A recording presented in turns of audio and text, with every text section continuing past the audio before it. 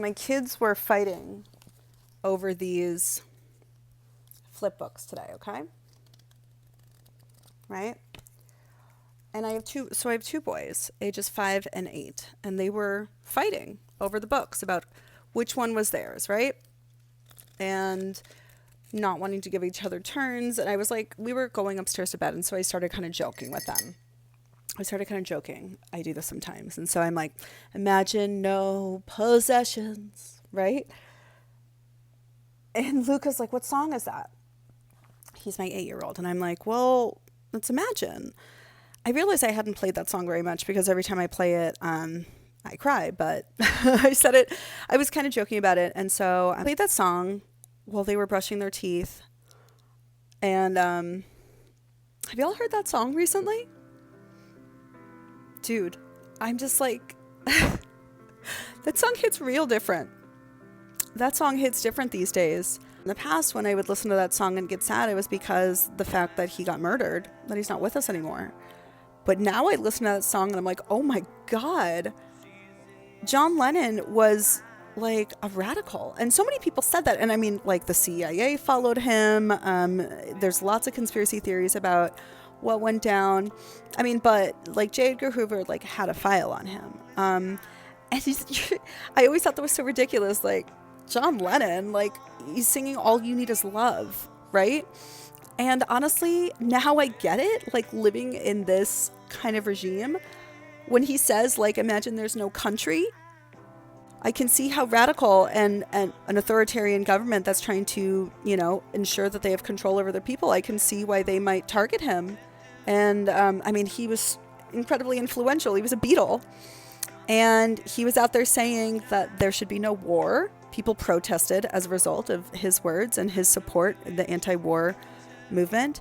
But here he is saying that imagine there's no countries, imagine no possessions. Oh my God. And then tonight when he said the line no hunger, I just fucking lost it. And my son's like, why are you crying? I cannot tell you how difficult it is being a parent. He's learning civics at school while at the same time the civics that he's learning is kind of being destroyed, right? And I just asked him, I'm like, what do you think John Lennon means when he says, imagine there's no countries? His response is so brilliant. Children are so brilliant. And children fucking get it because children aren't fascist, right? That is straight out of ego and pain body, right? Children aren't this way. Children are just completely connected and understanding that like we're all one, right? And so to him, this concept of like someone is illegal and kicking them out and ripping families apart, and this concept of making 4.2 million children go hungry intentionally, even though we have the money to give them food.